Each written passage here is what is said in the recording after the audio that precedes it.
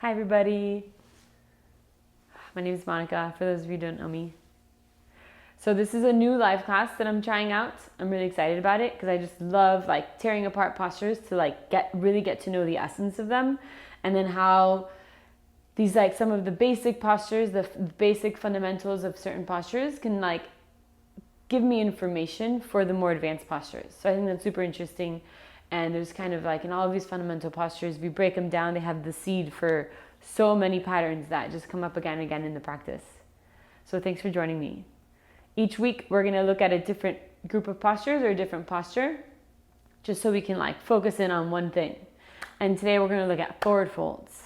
So forward folds are, I mean, if you practice Ashtanga or you don't practice Ashtanga, it doesn't really matter. But in the primary series of Ashtanga yoga, they're everywhere. There's just forward fold after forward fold after forward fold. And we balance it out with upward facing dog to kind of like, you know, counterbalance the forward folding with a little bit of back bending. But it's primarily forward folding. And I think the reason for this is because the primary series, the intention of it is to get grounded and to sort of bring the body back to a balanced state. So if you're starting Ashtanga yoga, then it's it's coming with the assumption that the body is out of balance. And so we need to go through this detoxification and grounding process to come back to a balanced state. So the primary series is really good for that, and partly because it has all these forward folds. So very therapeutic, very grounding, and very like taking you inwards. Since you're like folding forward, you kind of, it gives you a nice opportunity to like turn inwards and turn the mind inwards, which is really important in yoga. All right. Okay, so I thought we would start with Padangusthasana. So you don't need the pillow for this, and I think Padangusthasana is a really great forward fold, especially for beginners, because you can kind of you can kind of use gravity to your advantage to help you move into the forward fold. So this is the one where you start with the feet hip width distance apart and you start standing. And it's the first posture right after we move through Surya Namaskar A and B in the primary series. So again, if you're not familiar with the Ashtanga sequence, that's totally fine. But I thought we'd start with breaking this one down. So to move into the posture, and this is a similar movement, this pattern of moving into forward folds comes up again and again, and I think it's really important to start like this. When you inhale, you fold forward and you don't go directly into the forward fold. You start with the chest lifted and the heart expanded, because if you fold forward too quickly before having this like opening and expanding moment, then you can kind of close off the heart and get too closed off in the forward fold. So the forward fold is emphasizing this like moving inwards and down, but you don't want to completely close off. And I'll talk about that a little bit more in detail. So this first inhale moment is a good opportunity to establish that opening across the chest so we don't collapse in the chest. So already here, when you're here, don't forward fold, the spine is straight and you're reaching the chest forward as you move the shoulders away from the ears.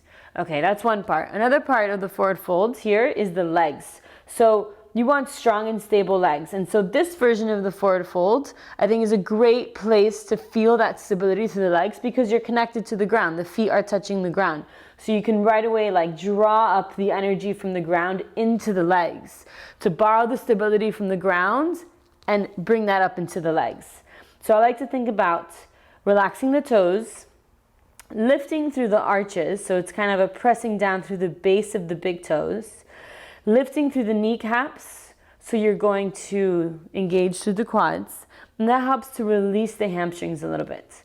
And then for the pelvis, you don't want to be tucking the tailbone or lifting the sit bones way up. That kind of starts to bring the back into an arch. So it's like somewhere in between, and it's like just a natural place where you feel like the femur bones are, the pelvis is rotating around the femur bones.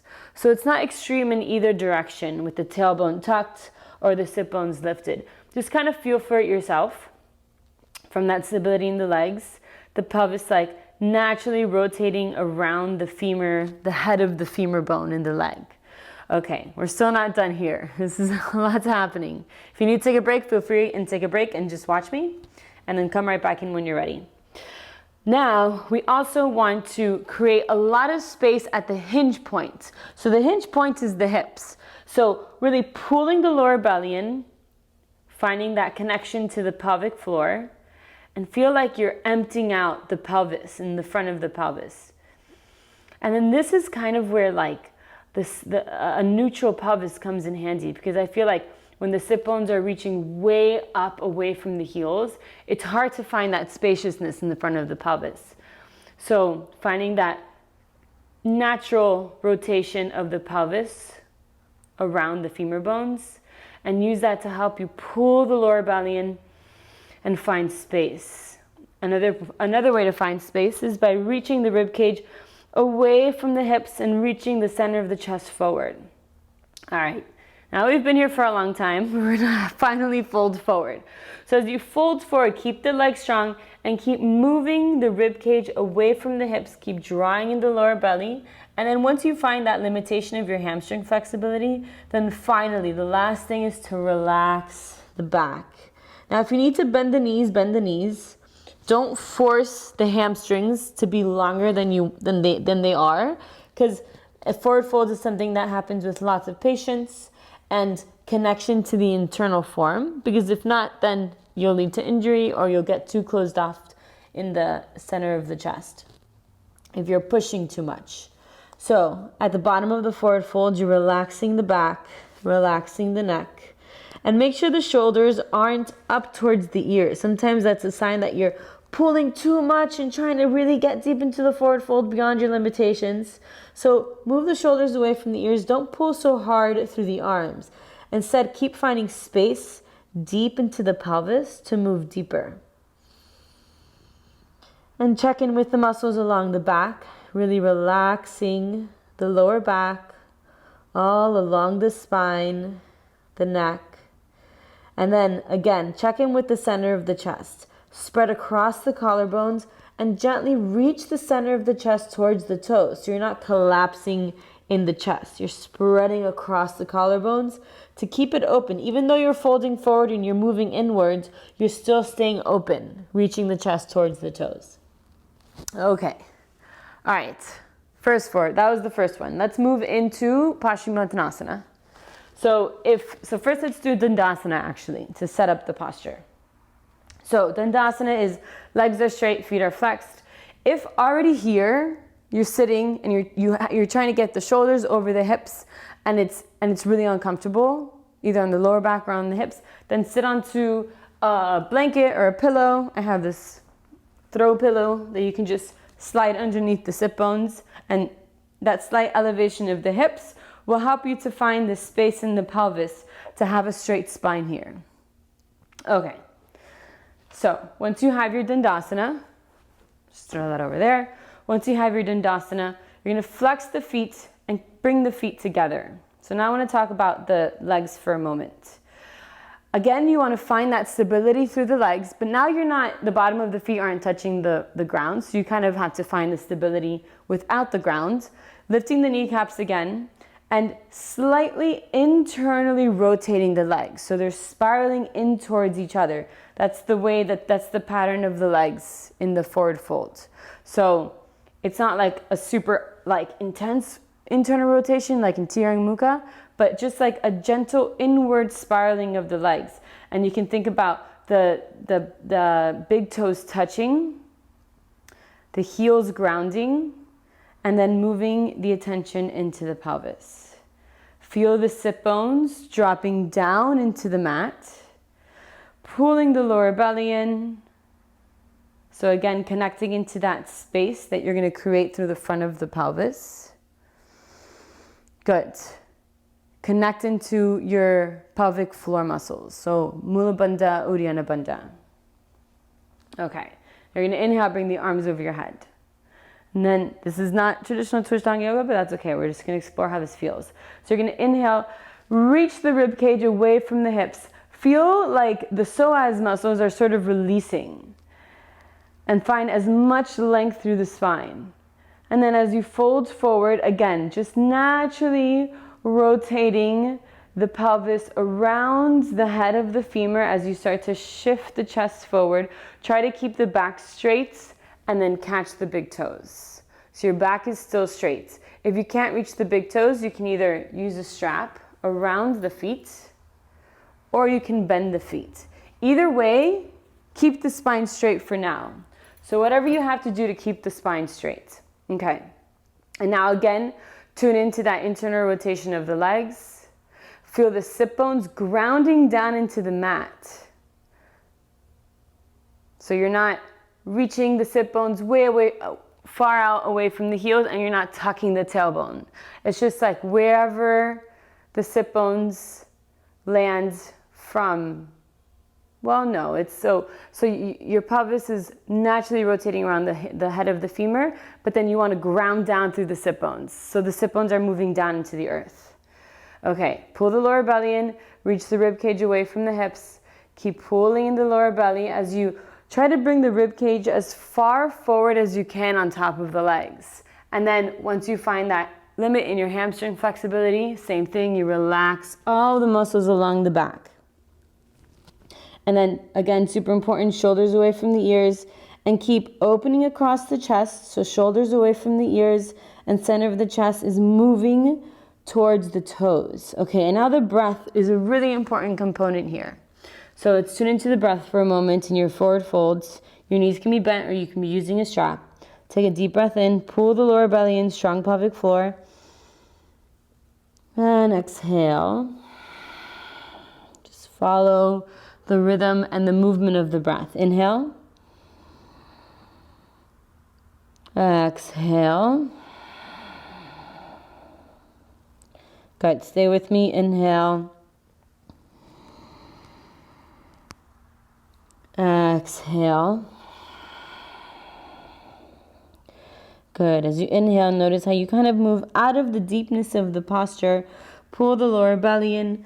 Find the pelvic floor, Uddiyana Bandha, Mula Bandha, and then as you exhale, you fold into that space and relax the back muscles again. Again, inhale, gently move the center of the chest towards the toes. Exhale, engage through the legs, Mula Bandha, Uddiyana Bandha, relax the neck. Inhale, pull the lower belly in, start reaching the center of the chest, spread across the collarbones towards the toes, and exhale, relax the back, engage through the legs. One more. Inhale, find the space, ribcage away from the hips. Exhale, fold, keep drawing in the lower belly. Good. Just use the tip of the nose, or if you're flat up against your legs, it can be in between the eyebrows. All right. Another thing is when you're holding onto the toes, try not to rest the elbows on the floor, because then you start to not depend on the stability from the legs, because you start resting on the elbows. So it's important to keep the legs engaged and not to rest the elbows on the floor, because then you lose that stability from the legs. You kind of just relax. So keep the elbows up. And that goes for all of the forward folds. Janu Shirshasana, Tiranga Mukha Akapata, Ardha Baddha Padma Paschimottanasana. All those forward folds, try not to rest the elbows, because then you lose the integrity of the stability through the leg. Let me first see how much time I've been talking. Okay, so it's been 15 minutes. I wanted just to do one more forward fold, which is Kurmasana. And Kurmasana is cool because it's a deeper forward fold. So you start to fold so much that the torso passes the legs.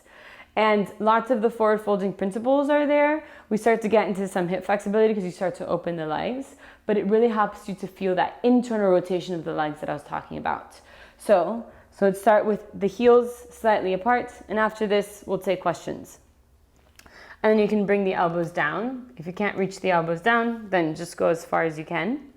And you're going to bring the knees in towards the center. So you're going to internally rotate through the legs. And as you fold forward deeper, keep squeezing the knees in. Good. If you're here and you can get the elbows down to the floor, Then you're gonna shift over to one side, slide the arm underneath the leg. Other side, slide the arm underneath the leg. And then trying to get the feet not too far apart so that when you squeeze the knees in, you can start to slide the shoulders underneath the legs. So remember, stop at any point along this pathway that is a limitation for you. And then as you straighten the legs, you're gonna reach the heels forward and engage the legs if you get all the way down to the floor. This is also a good place to really realize that you have to keep that opening across the chest. So if you collapse towards the chest here too much, then you can put pressure on the collarbone because you have the weight of the legs. So spreading across the collarbones, reaching back through the hands, engaging through the legs, and feel that internal rotation to the legs. So the thighs are spinning inwards towards the center. Good, and then maybe lifting the heels, pointing the toes. Good, let's hold it here for 3 more breaths. 3. Pull the lower belly in, keep feeling that internal rotation. 4. Reaching the center of the chest forward as you move down. And 1 more breath. Good. All right. And then coming out of it.